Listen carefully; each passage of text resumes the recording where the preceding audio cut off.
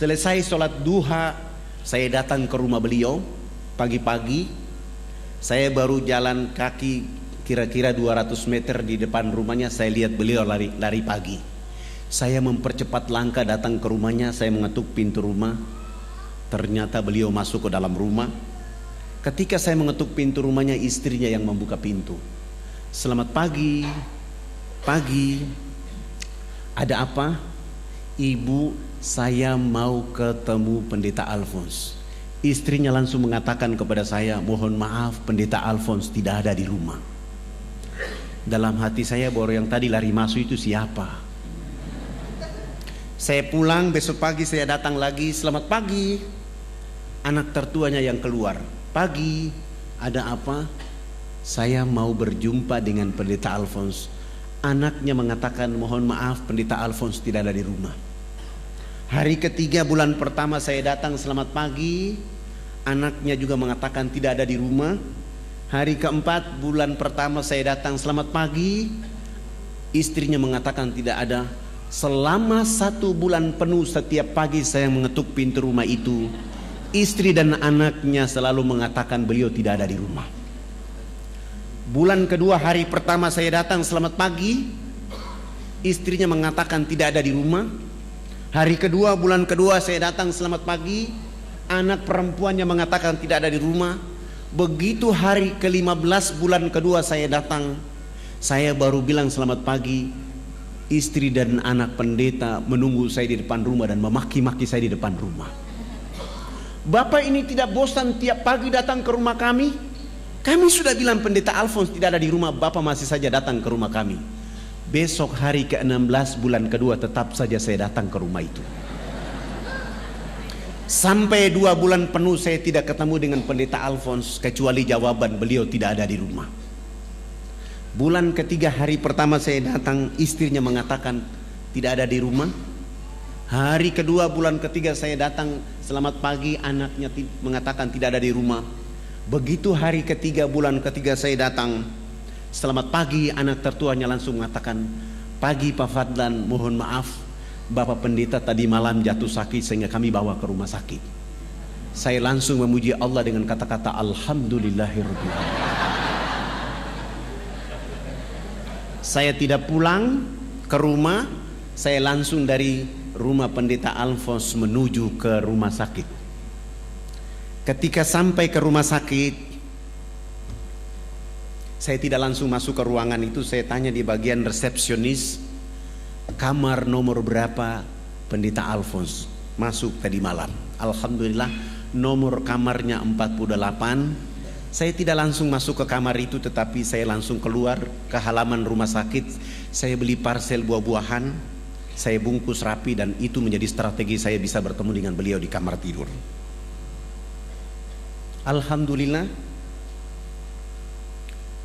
begitu bungkusan parsel sudah siap dan saya masuk ke kamar nomor 48, saya mengetuk pintu kamar itu. Istrinya langsung mengatakan, silakan masuk. Saya tidak langsung masuk. Saya membuka pintu pelan-pelan dan saya mengangkat parsel. Begitu saya mengangkat parsel, istrinya menggunakan dialek Irian dan mengatakan kepada saya bahwa, iyo silakan masuk sudah. Saya masuk tapi saya tutup wajah saya dengan parsel. Berjalan pelan menuju istrinya. Begitu mendekati istrinya langsung saya mengatakan, selamat pagi Bunda, apa kabar? Saya dapat kabar bahwa Bapak jatuh sakit sehingga saya beli parsel buah-buahan.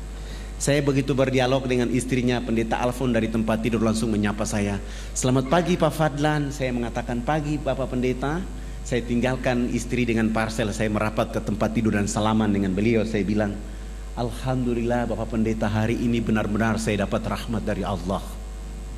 Karena saya sudah cari Bapak 2 bulan 3 hari. Hari ini saya ketemu di tempat ini. Sebenarnya Bapak ini tidak sakit, tetapi karena sudah 2 bulan 3 hari Bapak ini menjadi pembohong, sehingga Allah kasih sakit supaya saya ketemu di tempat ini. Katanya Bapak bicara cinta kasih, tapi Bapak hari-hari membohongi bahwa Bapak tidak ada di rumah. Nanti kalau sembuh jangan lagi jadi pembohong. Saya pamit dan saya pulang. 5 hari kemudian beliau sembuh, pulang ke rumah. Hari ke-6 saya yang datang ke rumah itu. Selamat pagi. Begitu saya bilang selamat pagi, beliau bersama istri dan 7 anak membuka pintu dan mempersilahkan saya masuk ke dalam rumah mereka. Alhamdulillah, di hari itulah saya mulai menceritakan kepada mereka indahnya Islam bagi penduduk alam jagat raya. Dari jam 9 pagi sampai jam 12 saya pamit pulang. Pendeta Alphonse bilang sama saya, Pak Ustadz, usahakan besok datang lebih pagi lagi. Alhamdulillah besok pagi saya datang mulai dari jam 7 sampai duhur. Saya sholat duhur selesai, saya melanjutkan sampai asar. Pekerjaan itu saya lakukan 5 hari berturut-turut. Menjelang hari ke-5, beliau bersama istri menyatakan sikap hijrah, mengucapkan 2 kalimat syahadat. Beliau masuk Islam. Alhamdulillah, namanya saya ganti dari Alphonse menjadi Abu Sofyan. Istrinya pun saya ganti nama dengan, tadi namanya Wilhelmina, saya ganti dengan nama Fatima. Anak-anaknya juga saya ganti nama, dan saya ada sedikit tabungan. Saya bilang, Bapak, ini rumah dinas pendeta, saya ada uang, saya kontrak rumah lebih besar, kita keluar dari rumah ini supaya memudahkan saya untuk mengajarkan Al-Quran dan menuntun mereka untuk sholat 5 waktu. Alhamdulillah, Abu Sofyan sudah mulai belajar baca Quran bersama anak laki-laki dan perempuan, dan sudah mulai belajar sholat 5 waktu. Dan Alhamdulillah beliau sudah mulai sholat Jumat di masjid. Tapi begitu hari Minggu pagi, orang masih menunggu dia di gereja dari jam 6 pagi sampai jam 10. Tidak mungkinlah Abu Sofyan ke sana karena sudah Islam. Mencari tahu di mana pendeta Alphonse. Mereka datang ke rumahnya kosong, dan informasi berkembang lebih cepat bahwa ternyata Alphonse sudah masuk Islam. Lalu mencari tahu siapa yang memperkenalkan Islam kepada Alphonse. Ributlah Jayapura pada tahun 83. Akhirnya Fadlan ditahan tanpa proses BAP untuk masuk penjara selama 3 bulan. Saya menikmati 3 bulan itu, happy di dalam, karena itu membuat saya lebih memperdalam hafalan saya dalam penjara. 3 bulan selesai, saya keluar. Saya bergeser untuk berdakwah di kampung yang lebih jauh, yaitu kurang lebih 179 km dari Jayapura. Begitu kami turun mau berdakwah, saya disambut oleh kepala suku Genyem dengan tombak di betis kaki kiri saya sehingga saya terjatuh. Teman-teman saya mengatakan kita harus lawan. Saya bilang tidak boleh, kalian harus bawa saya ke rumah sakit. Akhirnya saya kembali masuk rumah sakit selama 3 bulan di rumah sakit. Setelah 3 bulan sembuh, saya bilang kita kembali lagi ke kampung ini. 3 bulan sembuh, kami datang lagi ke kampung itu membawa bantuan dakwah. Subhanallah, begitu kami datang, kepala suku yang menombak kaki saya 3 bulan yang lalu justru dia yang jatuh sakit. Saya bilang sama para dai, kasih naik dia di kendaraan kita dan kita bawa dia ke kota, kami rawat dia di kota selama 2 minggu. Setelah dia sehat walafiat, kami antar kembali lagi ke kampungnya. 1 minggu kemudian kami kembali ke kampung. Subhanallah, kepala suku bersama 15 kepala keluarga di kampung kecil itu pun hijrah mengucapkan 2 kalimat syahadat. Ribut lagi Jayapura, saya ditahan lagi tanpa proses BAP untuk masuk penjara selama 6 bulan. Saya menikmati 6 bulan itu dengan happy, dengan senang hati karena Allah dan Rasulnya. Saya keluar dari 6 bulan itu, tetap saja saya berdakwah di sekitar Jayapura sini. Begitu saya berdakwah, subhanallah, Allah meningkatkan kualitas dakwah. 30 kepala keluarga di sekitar Jayapura pun hijrah mengucapkan 2 kalimat syahadat. Ribut lagi Jayapura, saya ditahan lagi tanpa proses BAP untuk masuk penjara selama 9 bulan. Saya menikmati itu sampai hari terakhir dari bulan ke-9. Orang yang biasa menangkap saya di 3 bulan yang pertama, 6 bulan yang kedua, dia datang, dia buka gembok penjara itu, dia maki-maki saya di depan penjara. Bapak ini kenapa tidak takut dengan penjara? Tiap bulan tidak ada orang lain yang masuk ke ruangan ini kecuali Anda. Saya bilang sama beliau, abang, saya bukan maling, saya juga bukan pembunuh, saya juga bukan pemberontak. Saya hanya ingin mencerdaskan saudara saya di negeri ini agar pasti mereka tunduk memuji Allah dan mengikuti Rasulullah Muhammad SAW. Tidak apa-apa abang menangkap saya, tidak apa-apa. Saya justru bahagia abang menangkap saya. Tapi abang akan ditangkap oleh Allah suatu saat nanti, dan abang akan disiksa oleh Allah habis-habisan. Karena abang salah menampak orang yang sedang berdakwah.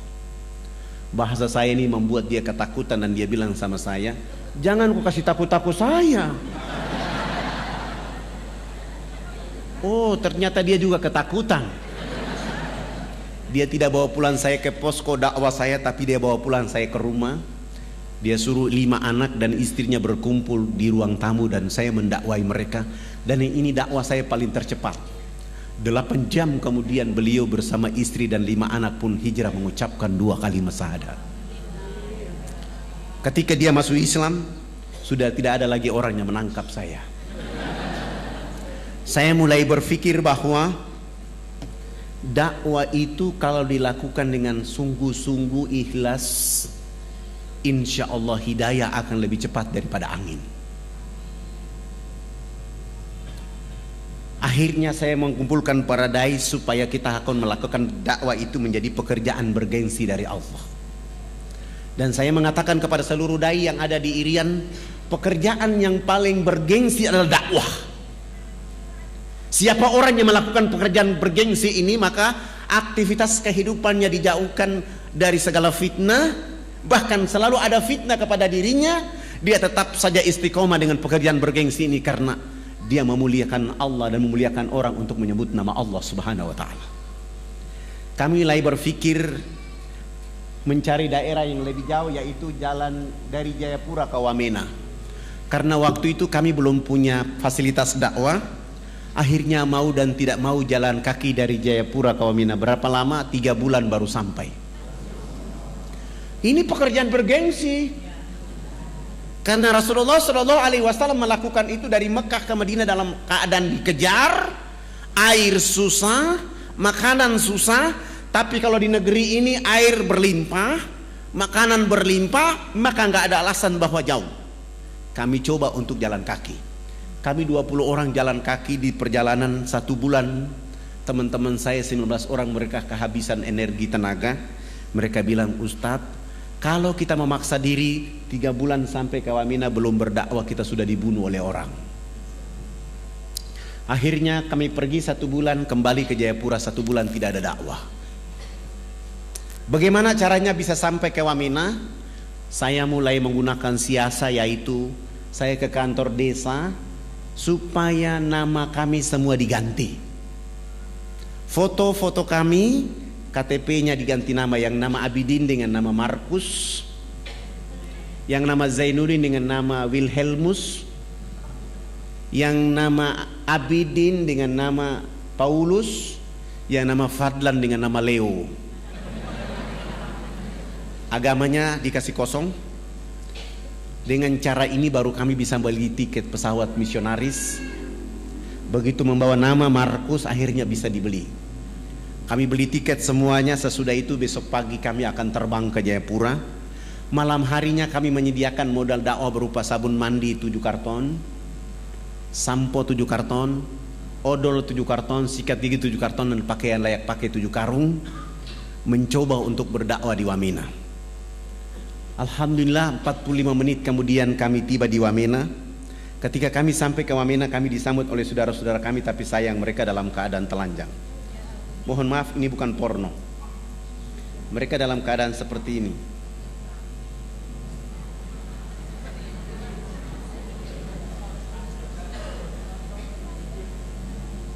Mereka dalam keadaan seperti ini.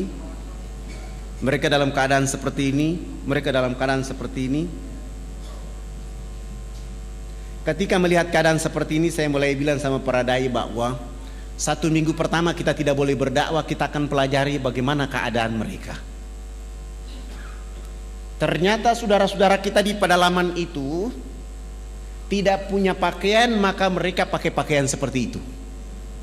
Tapi gereja dan misionaris mengatakan bahwa ini adalah pakaian kebudayaan. Setelah mereka dibiarkan memakai pakaian seperti itu, saudara-saudara kita di pedalaman itu juga dilarang tidak boleh mandi menggunakan air bersih. Mereka hanya boleh mandi dengan melulurkan tubuh badannya dengan minyak lemak babi. Sudah tidak pakai baju, pakaian, badannya dilulurkan dengan lemak minyak babi, bau badan yang sangat tidak enak. Mereka berdiri dengan jarak 500 meter dari arah mata angin kita di sini yang hancur. Bau yang sangat tidak enak. Setelah dalam keadaan kondisi seperti itu, orang asing itu melalui Australia membawa minuman keras masuk melalui Port Moresby dengan pesawat kecil itu masuk ke pedalaman-pedalaman ini, kasih minum saudara-saudara kita di sana. Mereka minum, mereka mabok, ada yang teler dan tidur dengan babi dalam kandang. Ada ibu-ibu kita yang melahirkan di pedalaman-pedalaman itu seperti binatang yang beranak di bawah pohon. Begitu bayinya keluar dari rahimnya, untuk memutuskan ari-ari dengan bayi menggunakan ujung batu yang tajam. Sesudah itu ibu anak manusia itu dilarang menyusui anak kandungnya dengan air susu di sebelah kanan. Dia hanya boleh menyusui anak kandungnya dengan air susu di sebelah kiri. Air susu di sebelah kanan dipersembahkan untuk anak babi. Mohon maaf, ini juga bukan porno, ini sengaja saya tunjukkan. Babi di sebelah, anak kandungnya di sebelah kiri. Begitu kami menonton ini, melihat keadaan ini, kami 20 orang semua menangis, mencium bumi Allah dan mengatakan kepada Allah, ini sungguh kita yang paling berdosa. Kenapa? Kita sudah merdeka bertahun-tahun, masih ada warga negara kita yang dibiarkan oleh orang lain di negeri ini dalam keadaan seperti itu. Saya bilang sama teman-teman, ini tidak ada cara lain, tidak ada peraturan lain kecuali dakwah dengan Islam. Bagaimana cara berdakwah? Menurut Allah dalam surat An-Nahl ayat 125. Surat 16 ayat 125.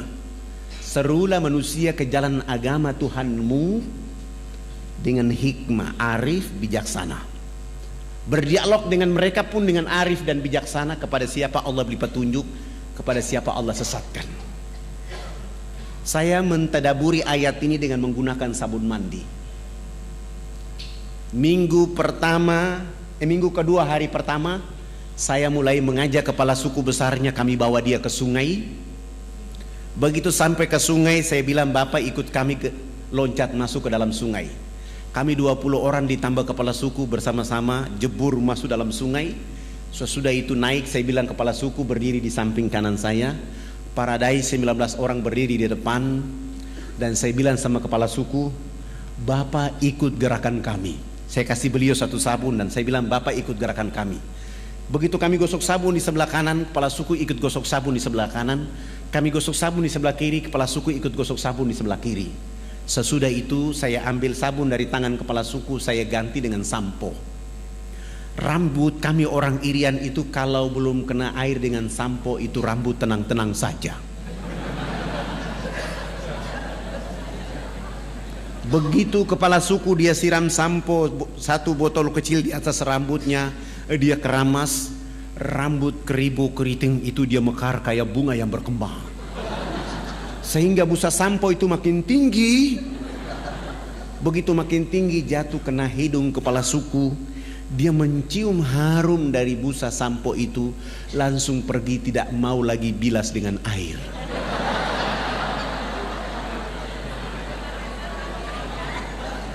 Begitu dia jalan, para dai mengatakan, Bapak kepala suku, harus disiram dengan air. Kepala suku menjawab, tidak anak, ini wangi. Rupanya selama hidupnya baru pertama mencium bau harum. Kepala suku ini 6 hari berturut-turut mandi tidak pernah bilas dengan air. Di hari ke-6 beliau ikut kami datang mandi jebur dalam sungai. Sesudah itu naik, beliau gosok sabun, gosok sampo, dia pakai koteka kayak tadi, berjalan kayak kuntilanak yang berjalan. Kena matahari, busa sabun itu kering di badan, busa sampo kering di rambut. Kepala suku langsung ke kebun bekerja seperti biasa seorang petani. Jam 2 siang dia pulang ke rumah. Pada saat pulang ke rumah Allah turunkan rahmat berupa hujan kena di tubuh badan. Busa sampo dan busa sabun yang tadi kering itu muncul kembali. Beliau gosok-gosok sampai hilang itu busa sampo dan sabun. Allah ganti dengan kesegaran jasmani. Kepala suku ini tiba di rumah, tidur dari jam 3 sore sampai jam 9 pagi hari berikutnya. Begitu pagi-pagi kami datang ke rumahnya jam 9 pagi, kepala suku langsung angkat bicara. Anak, mandi yang benar itu yang anak ajarkan. Bapak kemarin dimandikan oleh Tuhan Sang Pencipta sehingga Bapak tadi malam tidur menjadi enak. Selama ini Bapak belum pernah tidur enak seperti tadi malam. Oh, bagaimana kalau pagi ini Bapak ikut mandi? Beliau dengan senang hati ikut kami ke sungai. Hari itu baru mandi dan resmi bilas. Naik tidur dari jam 9 pagi sampai jam 3 sore hari itu. Begitu dia bangun tidur, di sana ada kecerdasan, di sana ada pencerahan. Dia mulai kampanye kepada 28 titik adat beliau. Besok pagi yang berkumpul di lapangan dekat sungai itu sebanyak 3.712 orang. Laki, perempuan, tua, muda, besar, kecil untuk mengikuti materi mandi menggunakan sabun mandi yang kami bawa dari Jayapura. Begitu kami ajar dari jam 8 pagi sampai masuk waktu jam 12 siang belum tuntas karena orang saking banyak. Saya skorsing pelajaran mandi karena kami mau sholat duhur. Kami kalau di pedalaman Irian itu tidak bisa sholat di atas permukaan bumi karena babi sangat banyak. Kebetulan kami 1 minggu sudah buat panggung di tengah-tengah lapangan itu menjadi masjid dan musola kami. 3.712 orang itu saya bilang sama kepala suku, yang sudah mandi jangan pulang, yang belum mandi juga jangan pulang. Nanti kami selesai sholat duhur kami akan melanjutkan pelajaran mandi. Mereka 3.712 orang itu mereka dulu di bawah panggung dan kami 20 orang naik di atas panggung. Salah satu dai dia qomat dan saya takbir. Allahu Akbar. 19 dai ini juga takbir Allahu Akbar. Begitu kami takbir, 3.712 orang itu mereka bangkit dari tempat duduknya. Mereka tawaf dengan arah berjalan, arah jarum jam, tawaf keliling panggung sholat. Apa yang mereka lakukan? Mereka berputar keliling panggung sholat dengan berlawanan arah jarum jam seakan-akan orang lagi tawaf di Ka'bah. Mereka perhatikan gerakan-gerakan sholat duhur yang kami lakukan. Begitu saya salam ke kanan, Assalamualaikum warahmatullahi, Assalamualaikum warahmatullahi. Kepala suku besar itu langsung loncat naik di atas panggung dan mengajukan beberapa pertanyaan. Anak, kenapa anak dengan teman-teman berdiri dan angkat tangan dan mulutnya bicara-bicara? Itu maksudnya apa? Saya bilang subhanallah, baru mandi cerdas begini.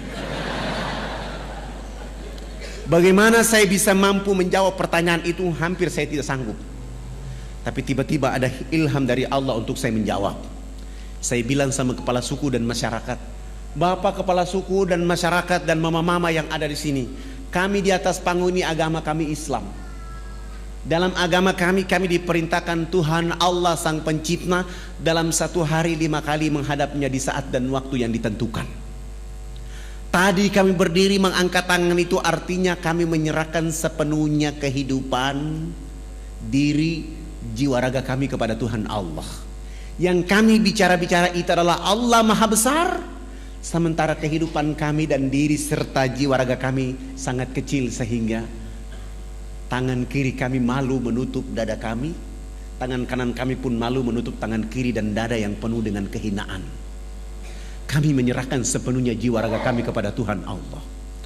Kepala suku langsung mengatakan, ini agama yang benar. Menurut Bapak kami sudah Islam. Tapi kenapa sesudah itu anak dengan teman-teman bongkok badan? Apa artinya bongkok badan? Maksudnya kenapa ruku? Saya menjelaskan, kami bongkok badan itu supaya kami bisa melihat di bumi itu ada batu, pasir, tanah, air, hewan, tumbuhan. Semua itu fasilitas dari Tuhan Allah kepada manusia, dipelihara, dilindungi, dinikmati oleh karena nanti untuk manusia berikutnya.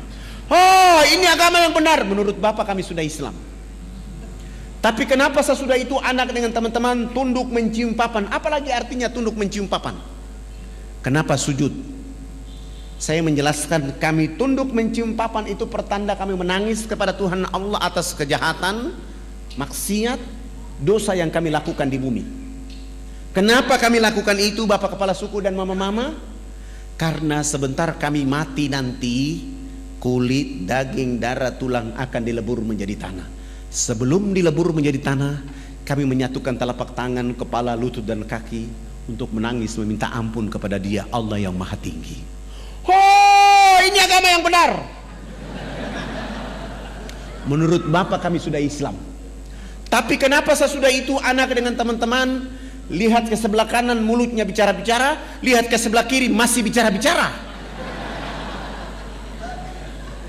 Saya jawab lagi, kalau tadi kami mengangkat tangan adalah menyerahkan sepenuhnya jiwa, raga dan kehidupan kami, sesudah itu kami bongkok badan untuk melihat fasilitas yang diberikan oleh Allah. Setelah itu minta ampun. Selesai minta ampun, kami lihat ke sebelah kanan.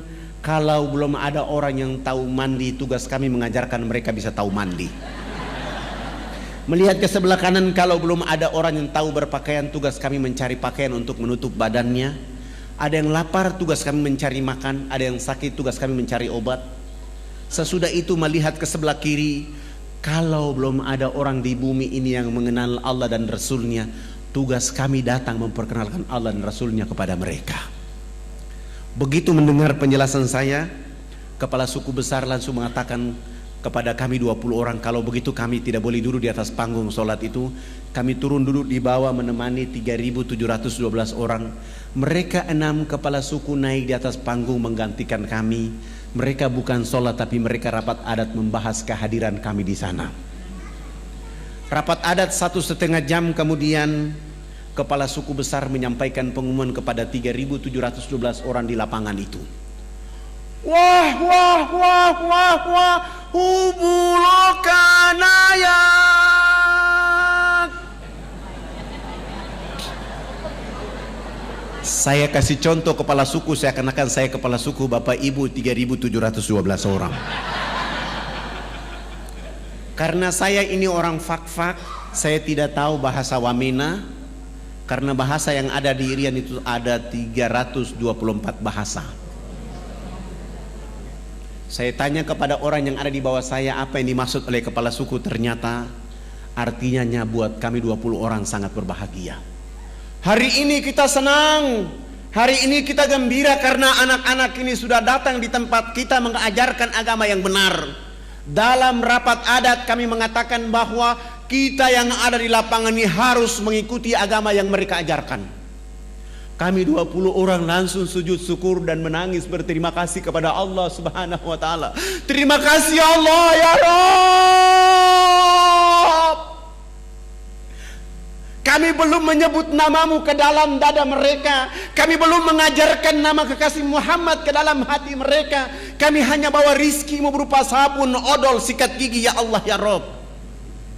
Lalu kami tidak sanggup berhadapan dengan 3.712 orang itu karena mereka dalam keadaan telanjang, dalam keadaan bau badan, dalam keadaan bodoh, dalam keadaan miskin, tetapi mereka mampu mengatakan kepada Allah dan Rasulnya, asyhadu an la ilaha illallah wa asyhadu anna Muhammad Rasulullah. Ya Allah, mereka dalam keadaan miskin, telanjang, bodoh di bumimu. Dakwamu tiba di tengah-tengah kehidupan mereka. Mereka menyebut namamu. Pelihara dakwah ini, jaga dakwah ini, lindungi dakwah ini agar semua orang di negeri akan menyebut namamu dan nama Rasul Muhammad SAW. 3.712 orang masuk tanpa beban apapun, tanpa paksaan apapun. Mereka dengan mudah mengucapkan nama Allah dan nama Rasulullah Muhammad SAW. Setelah mereka mengucapkan 2 kalimat syahadat, kami berusaha untuk membimbing mereka agar mereka mampu menjadi hamba-hamba Allah. Sesudah itu pekerjaan berikut yang kami lakukan adalah berusaha untuk mengganti nama-nama mereka. Yang nama Abraham kami ganti dengan nama Ibrahim. Yang nama Yohanes kami ganti dengan nama Zainuddin. Yang nama Wilhelmus kami ganti dengan nama Abidin. Yang nama Paulus kami ganti dengan nama Abu Bakar, Hamzah. Dan itu nama-nama yang paling cocok kalau orang Irian masuk Islam. Sangat lucu kalau ada orang Irian masuk Islam, rambutnya keriting, badannya hitam kelin, dipanggil Subagio. Nggak cocok. Tapi Zainuddin, Iskandar, insya Allah. Setelah mengganti nama-nama mereka, pekerjaan berikut yang kami lakukan adalah melakukan hitanan masal mulai dari umur 7 bulan sampai umur 63 tahun. Alhamdulillah, waktu itu kami dibantu oleh ayahanda Dr. Mulia Tarmizi.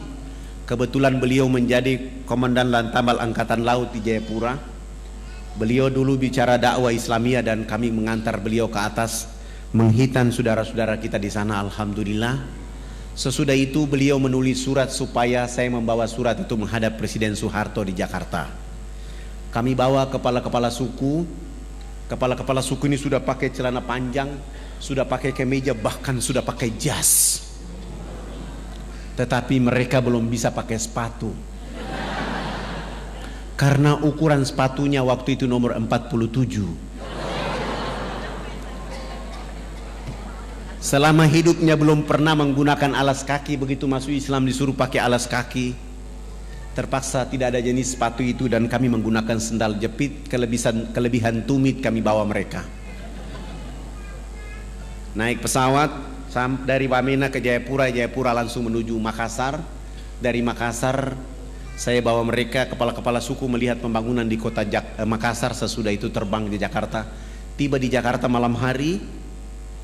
Kami naik mobil dijemput oleh teman-teman di Jakarta dan kami bawa ke Wisma Haji Jalan Jaksa Jakarta Pusat. Istirahat.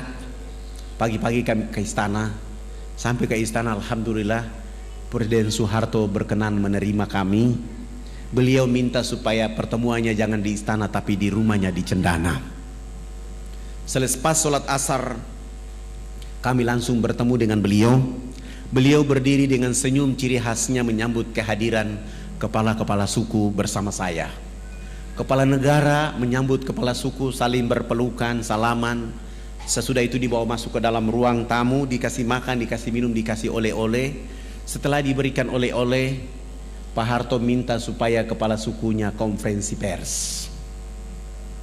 Lalu kepala suku angkat bicara waktu itu. Bapak tidak pantas jadi presiden. Presiden macam apa hanya bangun Makassar, presiden macam apa hanya bangun Jakarta. Pemilu nanti saya akan bicara supaya tidak boleh lagi dipilih Haji Muhammad Soeharto jadi presiden. Kepala suku ini bicara berapi-api tapi pakai bahasa Wamena, Pak Harto juga tidak tahu.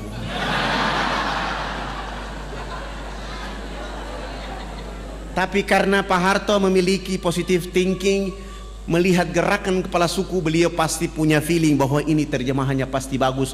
Mohon diterjemahkan. Saya tidak menerjemahkan bahasa itu, tapi saya mentadaburi makna di balik permintaan bahasa itu. Wartawan TVRI waktu itu kasih saya dan saya menjawab bahwa Bapak Presiden yang terhormat, hari ini kepala-kepala suku sungguh bahagia bisa bertemu dengan Bapak Presiden. Dan kepala suku tadi mengatakan bahwa Haji Muhammad Soeharto layak jadi Bapak Pembangunan Nasional. Dengan cara itu Pak Harto langsung menelpon Menteri Agama, kepala-kepala suku yang tadi datang itu diberangkatkan haji pada tahun itu juga. Dengan cara tadabur bahasa itu beliau menelpon Menteri Sosial, kami dibantu 417 unit rumah layak huni. Beliau juga menyumbang 1000 karung pakaian serba baru. Beliau juga menyumbang 600 karton sampo, 600 karton sabun, 600 karton odol sikat gigi, dan plus beliau menyumbang 28 masjid kepada 28 kampung yang masuk Islam. Dan beliau mengatakan dakwah Jakarta Wamena tidak boleh menggunakan kapal laut tapi menggunakan pesawat Hercules dari Halim Perdana Kusuma. Alhamdulillah dengan kekuatan itu kami terus melakukan kekuatan dakwah dan bergeser. Setelah Wamena ini hidup, nanti kalau ada bapak-bapak ibu berkenan datang ke Wamena, jangan tinggal di kota Wamena tapi jalan kaki 175 km ke dalam.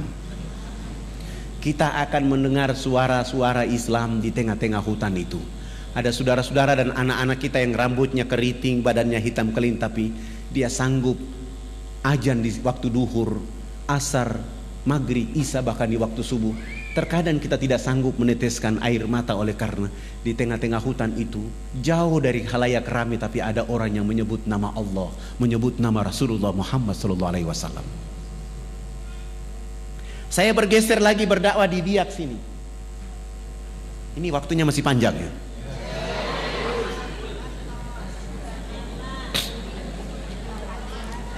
Ketika saya berdakwah di Biak,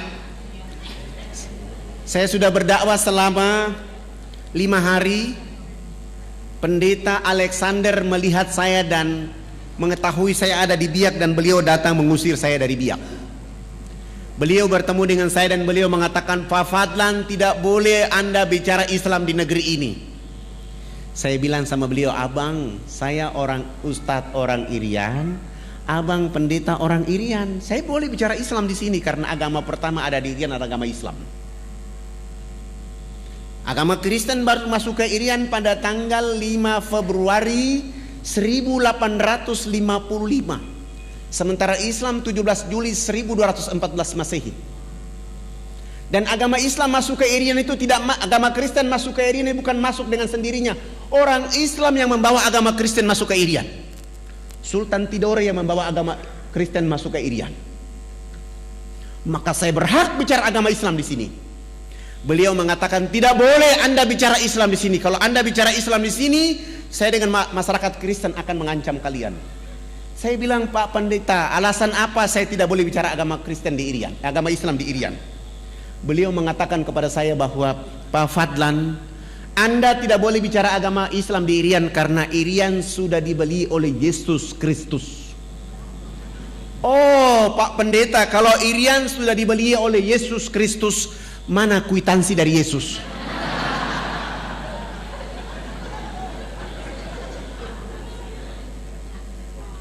Begitu saya tanya kwitansi, langsung pendeta Alexander dia malu dan dia pergi. Saya tetap berdakwah di Biak selama 3 bulan. Kebetulan ada acara Isra Mi'raj. Saya diundang untuk menyampaikan hikmah Isra Mi'raj oleh ibu-ibu Dharma Wanita dan Majelis Ta'lim di Biak. Salah satu peserta tamu yang diundang adalah pendeta Alexander Robobiar. Begitu saya datang, dipanggil langsung naik di atas mimbar. Begitu saya mengatakan Assalamualaikum warahmatullahi wabarakatuh, saya lihat ada pendeta di bawah. Saya tadi mau bicara tentang pentingnya sholat. Begitu saya lihat wajah pendeta Alexander, saya rubah bicara saya. Saya bilang begini, tidak ada agama di muka bumi ini yang diberi peluang dan kesempatan oleh Allah kecuali agama Islam. Begitu berartinya peluang dan kesempatan. Allah menghibur kekasihnya Rasulullah Muhammad SAW untuk melakukan perjalanan silaturahmi antar bumi, Mekah, Palestina. Perjalanan silaturahmi ini oleh karena seluruh keturunan dari Nabi Ibrahim turunnya di Palestina. Hanya satu saja Ismail yang turun di Mekah. Maka perjalanan antar bumi itu silaturahmi. Kenapa silaturahmi ini memperkuat Rasulullah? Oleh karena dia dalam keadaan sedih. Dan dalam perjalanan silaturahmi itu ada 2 wajah utama yang ditampilkan oleh Allah, Masjidil Haram, Masjidil Aqsa. Setelah itu naik ke Sidratul Muntaha untuk menerima oleh-oleh yang namanya peluang dan kesempatan sholat 5 waktu. Siapa orang yang tidak sholat duhur 1 kali saja, 1 waktu saja dia tidak sholat 5 waktu, telah kehilangan peluang dan kesempatan dari Allah Subhanahu wa ta'ala. Rumah boleh hangus, terbakar, harta boleh dicuri, tetapi kalau sholat 5 waktu 1 waktu saja dia tinggalkan, dia telah kehilangan segala-galanya dari Allah Subhanahu wa ta'ala. Dan itu hanya didapatkan dalam agama Islam. Agama lain tidak ada itu. Agama lain selalu mengatakan Tugas Tuhan itu menciptakan dunia dan isinya. Sesudah itu Tuhan istirahat di surga. Urusan dunia Tuhan tidak boleh ikut campur. Nanti mau masuk surga, cukup menyebut nama Yesus langsung masuk surga. Enak aja. Sengaja saya bicara begitu supaya pendeta Alexander tersinggung. Sesudah itu saya tutup pidato saya turun dan pendeta Alexander mendekati saya dan salaman dengan saya dan mengatakan, "Pak Ustadz, saya juga hadir. Mana kwitansi dari Yesus?" Begitu saya tanya kwitansi tentang dia bilang kemarin itu, dia marah dan dia bilang, "Pak Ustadz, saya tersinggung." Kenapa tersinggung, Pak? Saya ceramah di acara orang Islam, saya tidak ceramah di acara orang Kristen, dan saya tidak ceramah di khalayak ramai. Saya tidak tahu kalau abang ada di sini. Bagaimana kalau kita dialog antar umat beragama? Saya bilang, mohon maaf, saya orang yang paling tidak suka berdialog antar umat beragama. Saya bawa orang Islam, abang bawa orang Kristen, kita dialog akhirnya berkelahi bunuh-bunuhan. Saya tidak mau. Boleh dialog dengan saya hanya 4 persyaratan yang dipenuhi. Dialog di tempat yang ada AC, tempat tidurnya 2, dialog hanya 4 mata 4 telinga antara Anda dengan saya. Dan dialog itu tidak boleh membahas Al-Quran dan Islam. Kita bicara Bible dan Kristen saja. 3, dalam dialog itu kalau Bible mengatakan agama Kristen agama yang benar, abang pendeta bawa saya ke gereja baptis saya dan umumkan bahwa Ustadz Fadlan masuk Kristen. Bagaimana kalau Bible mengatakan Islam agama yang benar? Ya, saya juga masuk Islam, tapi jangan dibiak bawa saya ke Jawa. Kami sepakat, lalu beliau, kebetulan acara hari itu hari Sabtu sore, beliau langsung malam itu sewa hotel dan kami 2 bertemu malam itu. Selesai sholat Isya beliau datang jemput saya. Beliau bawa mobil Kijang yang bertuliskan Laskar Kristus. Saya naik di atas mobil itu, saya baca Bismillahi majreha wa mursaha inna rabbi ghafurur rahim. Runtuhlah Laskar Kristus pada malam hari ini. Kami 2 naik mobil itu, perjalanan menuju penginapan yang beliau sewa. Saya bilang sama beliau, saya bilang, "Abang pendeta, saya lihat abang malam ini kayak muridnya Yesus dan saya lihat bahagia sekali." Beliau marah-marah, "Tidak usah kita bicara di sini, kita bicara di tempat yang saya sudah bayar." Oh, emosinya mulai naik dan sengaja saya mempermainkan emosinya dia. Kami sampai di hotel, kami sudah turun, duduk berhadap-hadapan dan saya bilang sama beliau, "Abang tuan rumah, saya ini tamu. Alangkah indahnya abang yang berdoa duluan." Lalu beliau berdoa, "Ya Bapak kami dalam surga, dituduskan dengan namamu di bumi seperti di surga. Terima kasih Tuhan, Engkau telah memberikan kepada kami makanan yang secukupnya. Terima kasih pula Tuhan, Engkau pada malam hari ini telah mempertemukan saya dengan seorang domba tersesat. Aku ingin menjadikan dia atas nama Engkau Yesus Juru Selamat abadi selama-lamanya." Oh, dalam doanya dia bilang saya domba tersesat. Saya tidak baca doa, saya baca doa ilmu rukyat. Saya rukyat dia malam itu. Al-Ikhlas, Al-Falaq, An-Nas, ayat Al-Fatihah, ayat kursi, Al-Baqarah ayat 1 sampai dengan 5 dilanjutkan ayat kursi. Sesudah itu raditu billahi rabba wa bil islami dina wa bi Muhammadin nabiyya wa rasula rabbi ji'ni ilma wa razukni fahma inna dina indallahil islam al yawma akmaltu lakum dinakum wa atmamtu alaikum ni'mati wa raditu lakumul islam dina. Al-Fatihah. Sesudah itu saya bilang sama beliau, "Tadi abang yang berdoa duluan, saya juga posisi saya menjadi tamu. Alangkah tidak etis kalau saya yang bertanya duluan. Maka hari ini saya yang bertanya duluan. Tolong ceritakan kepada saya pada tanggal berapa Babel turun dan tempat di mana turunnya Babel dan apa kata-kata Yesus ketika menerima Babel."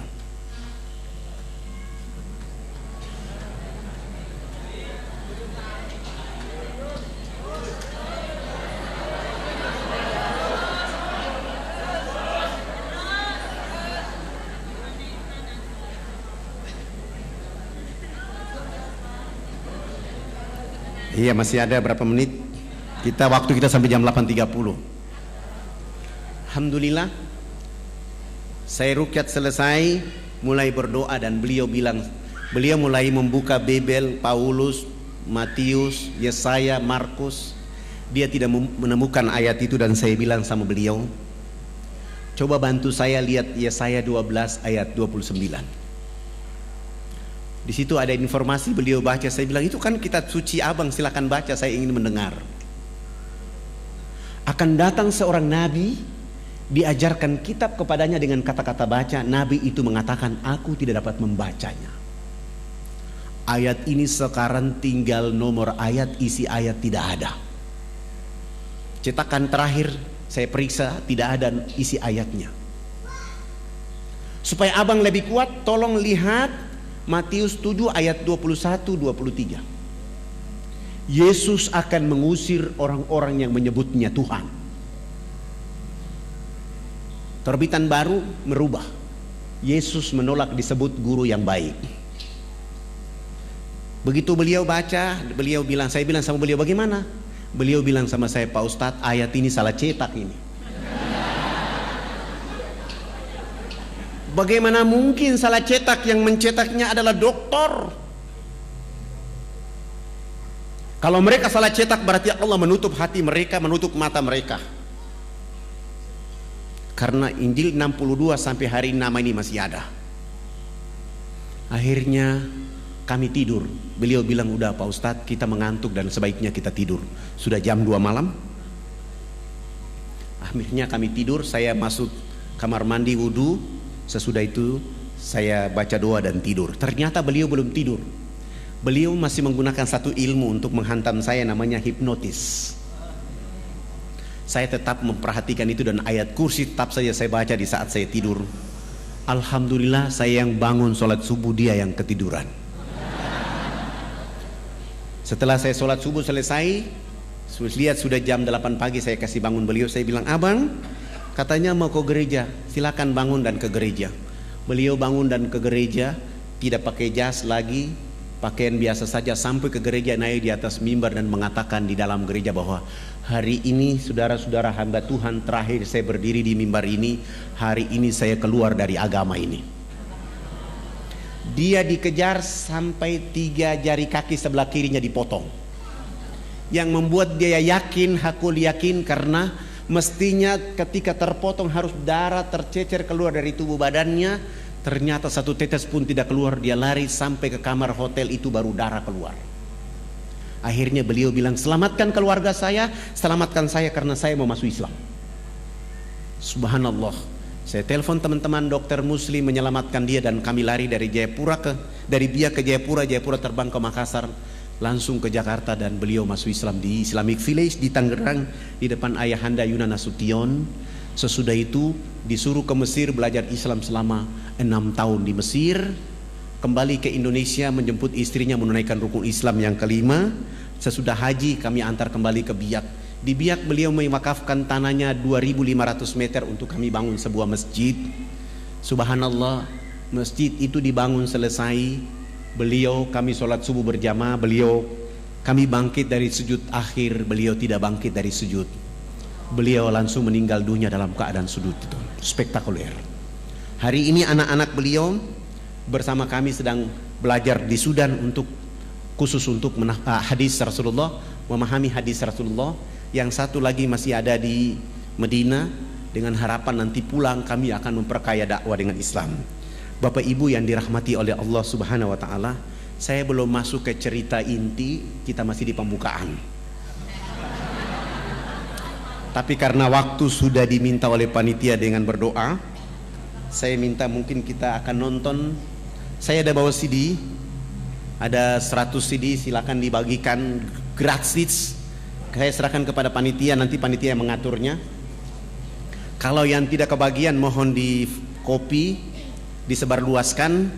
Saya ingin cerita bahwa hari ini kita sudah bangun 1049 masjid di seluruh Irian. Hari ini sudah ada 229 kepala suku masuk Islam, dan 16 pendeta, 3 pastor pun hijrah menjadi Muslim. Dan kami terus bergerak sehingga 171.000 orang mualaf di Irian dengan harapan kita akan membuat negeri ini menjadi negeri muslim terbesar. Dan hari ini yang mayoritas di Irian adalah muslim. Penduduknya 3.700.000, umat Islam sudah 2.500.000. Dari 2.500.000 itu penduduk Ansor dan Muhajirin bersama-sama. Dan saya mohon doa dari Bapak Ibu, jangan lupa mendoakan kami, karena selepas dari sini kami akan membangun satu masjid di Jayapura dan di Manokwari. Ada 2 masjid yang akan kami bangun. Masjid itu dengan nama yang sama, Masjid Yesus bin Maryam. Saya akan bangun masjid ini sebagai upaya untuk membuat saudara-saudara kita bertanya, kenapa memberi nama Masjid Yesus bin Maryam? Saya akan menjelaskan kepada mereka tentang Babel Markus. Aku melakukan kehendak Bapakku di surga, Tuhanku dan Tuhanmu Esa. Dan saya sampingnya saya tulis Qul huwallahu ahad, Allahus samad, lam yalid wa lam yulad wa lam yakul lahu kufuwan ahad. Dan saya akan menjelaskan kepada mereka tentang ayat ini supaya mereka akan faham, sehingga tidak boleh mereka melakukan sesuatu. Alhamdulillah, walaupun saya sudah ditombak berkali-kali, sudah dipanah berkali-kali, dan sudah terancam mau dibunuh, tapi bagi saya itu adalah kapsul-kapsul untuk terus berdakwah. Bagi saya itu adalah vitamin-vitamin untuk membawa nama Allah dan Rasul kepada orang-orang yang tidak mengerti, sehingga orang akan bangkit mengenal Allah, sehingga mereka akan tunduk memuji Allah Subhanahu wa taala. Saya punya cita-cita, kalau hari ini kita orang Indonesia sudah punya serambi Mekah, maka alangkah tidak layak serambi Madinah ada di Madura. Tidak layak. Serambi Madinah itu paling cocok ada di Nuar. Kenapa? Karena orang yang pertama sholat subuh di tanah air Indonesia bukan orang Kediri, bukan orang Makassar, bukan orang Jakarta, bukan orang Madura, bukan orang Aceh, tapi orang Irian lah yang pertama sholat subuh di tanah air Indonesia. Orang Irian yang pertama sholat Jumat di tanah air Indonesia. Orang Irian yang pertama buka puasa di tanah air Indonesia. Orang Irian yang pertama sholat Idul Fitri, sholat Idul Adha di tanah air Indonesia. 2 jam kemudian baru orang di Kediri.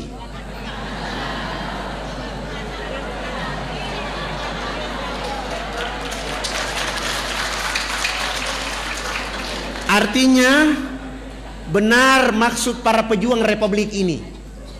Indonesia dimulai dengan huruf alif, ditutup dengan huruf ain, iman dan ilmu.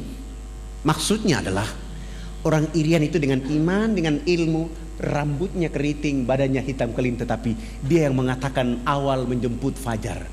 Allahu Akbar, Allahu Akbar, as-salatu khairum minan naum. Walaupun Mekah dan Madinah di situ tempat turunnya Nabi dan Rasul, tapi dia 8 jam kemudian. Walaupun Rasulullah mendakwakan Islam di sana, tapi keberkahan itu diawali dari Republik Indonesia, dari saudaranya yang rambut keriting hitam kelim. Sesudah itu baru yang lain. Artinya Islam begitu spektakuler buat penduduk bumi. Begitulah kemuliaan dakwanya Rasulullah. Begitulah kehebatan agama Islam. Tidak membedah-bedahkan yang keriting dan lurus, suku dan ras, tapi mereka bersama-sama diterkam dengan ayat-ayat Allah, sehingga mereka menjadi cerdas, mereka menjadi mulia. Keriting bukan jadi persoalan, hitam keling bukan jadi persoalan, tetapi cahaya-cahaya Quran dan Islam membuat mereka menjadi satu. Maka benar kata Allah dalam firman-Nya kepada kita, ya ayuhan nas, inna khalaqnakum min dzakari wa untha wa ja'alnakum syu'uba wa aqbaila lita'arafu inna akramakum indallahi atqakum. Hai manusia, sesungguhnya kami menciptakan kamu dari seorang laki-laki dan perempuan, menjadikan kamu berbangsa-bangsa, bersuku-suku, supaya kamu saling kenal mengenal. Yang membuat perbedaan di antara kalian adalah takwa kepada Allah Subhanahu wa taala. Takwa tidak hanya milik pada orang hitam keriting, tapi milik semua apabila keimanan itu dekat dengan mereka. Demikian itu yang bisa disampaikan.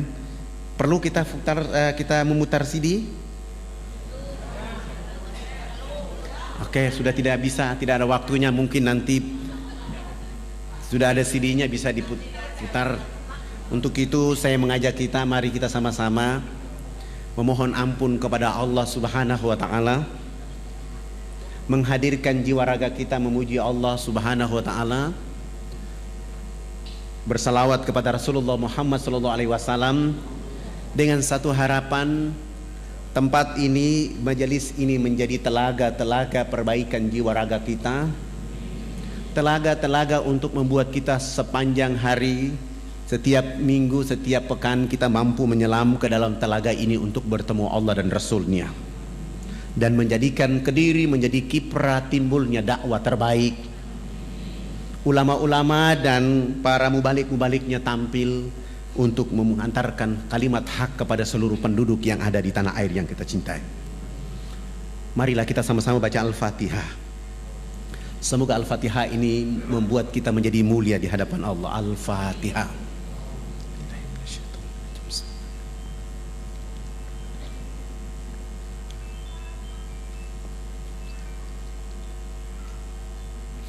Inna Allaha wa malaikatahu yusalluna 'alan nabi.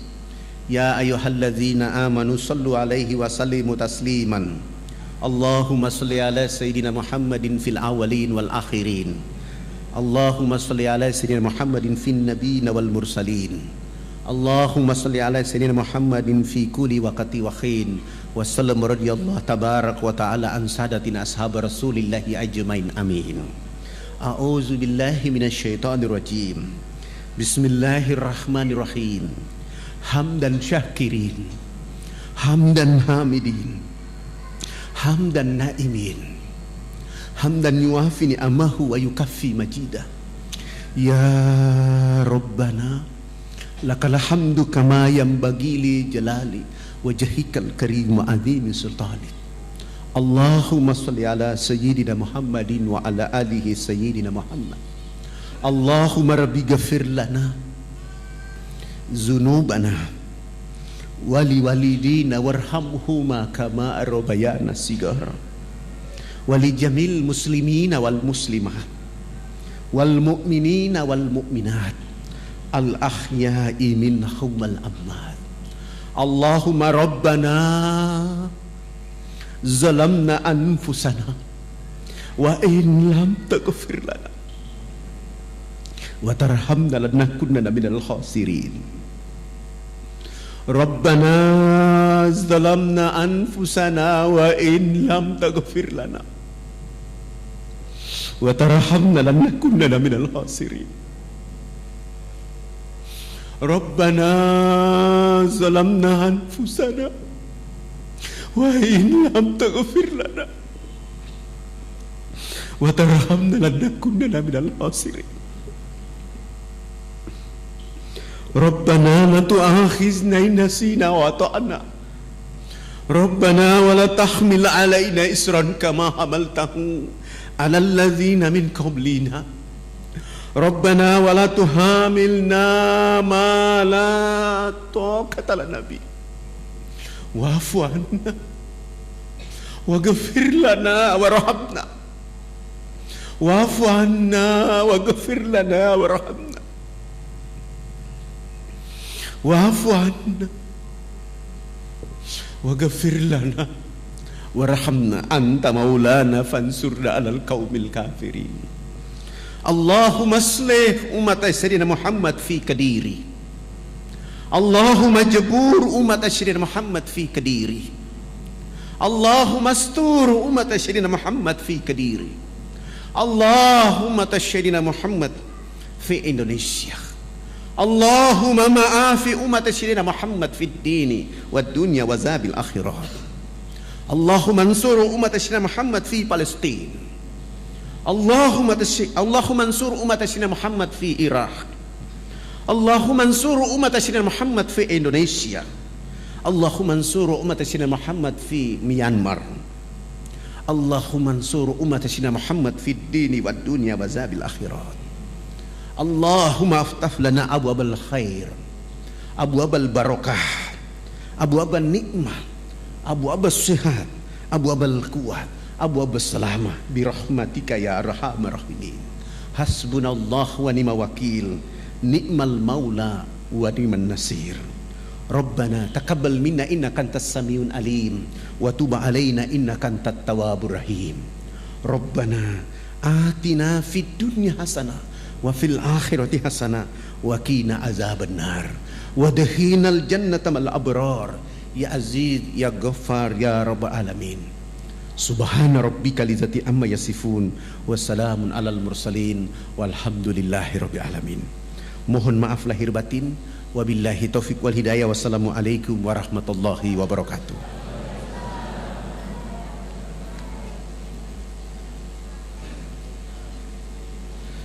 Subhanallah, alhamdulillah, wa la ilaha illallah, wallahu akbar. Sungguh luar biasa perjuangan beliau dalam mensiarkan agama ini. Semoga perjuangan beliau dan dukungan kita semuanya insya Allah nanti akan bisa menyebarkan Islam hingga ke seluruh Indonesia, bahkan ke dunia ini. Bapak Ibu yang dirahmati Allah, untuk pembagian VCD nanti akan dipandu oleh panitia. Nanti bisa diambil supaya nanti enggak akan dibagikan oleh Ustaz Abdurrahman. Di situ nanti Bapak Ibu yang ingin berkenan untuk membantu perjuangan beliau dalam mensiarkan agama Islam, maka Bapak Ibu bisa sabar Bu, sabar Bu.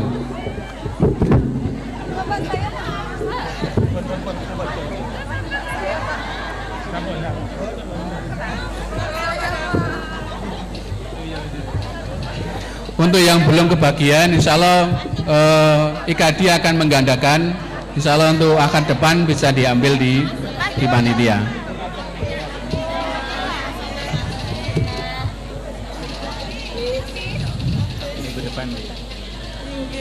Yang belum kedapatan, insya Allah akad depan bisa diminta di panitia. Ya, insya Allah kita gandakan.